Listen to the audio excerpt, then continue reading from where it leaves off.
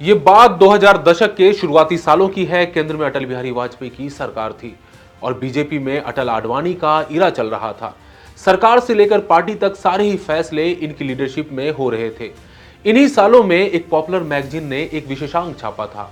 उसका शीर्षक था अटल आडवाणी के बाद कौन। इस मैगजीन के कवर इमेज पर बीजेपी के 5 बड़े नेताओं की तस्वीरें छपी हुई थी। इनमें प्रमोद महाजन, राजनाथ सिंह, सुषमा स्वराज, अरुण जेटली और वेंकैया नायडू शामिल थे। पॉलिटिकल एक्सपर्ट्स को उस समय लगता था कि अटल आडवाणी के बाद बीजेपी से प्रधानमंत्री पद का उम्मीदवार इन्हीं में से कोई एक होगा। लेकिन साथियों, समय का खेल देखिए। वक्त के साथ तस्वीर बदल गई और गुजरात के सीएम नरेंद्र मोदी केंद्र की सियासत में आए और देश के पीएम बन गए। फिर बीजेपी में शुरू हुआ नरेंद्र मोदी और अमित शाह का इरा, जो करीब 1.5 दशक से बदस्तूर जारी है।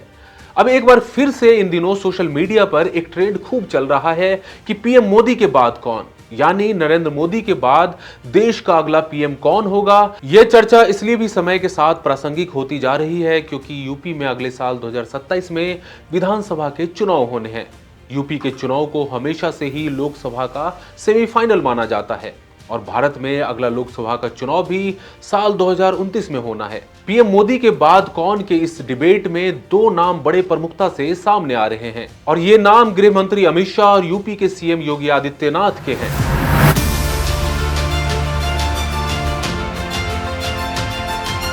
सवाल अभी भी मौजूद है कि पीएम मोदी के बाद कौन। इसी संदर्भ में एक सर्वे भी आ चुका है।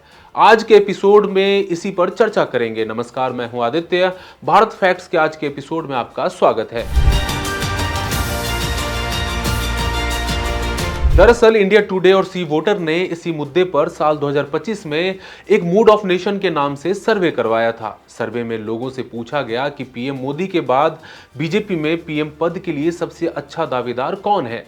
सर्वे में अमित शाह, योगी आदित्यनाथ और नितिन गडकरी के नाम सामने आए। अमित शाह को 28% लोगों ने पसंद किया और योगी आदित्यनाथ को 26% लोगों ने चुना, जबकि नितिन गडकरी को सिर्फ 7% वोट मिले। सर्वे 1 जुलाई 2025 से 14 अगस्त 2025 के बीच कराया गया था।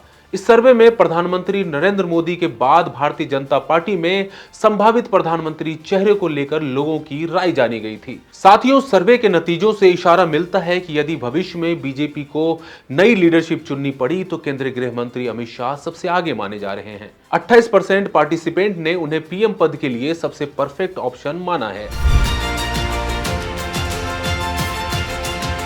अमित शाह के बाद यूपी के सीएम योगी आदित्यनाथ का नाम प्रमुखता से सामने आया है।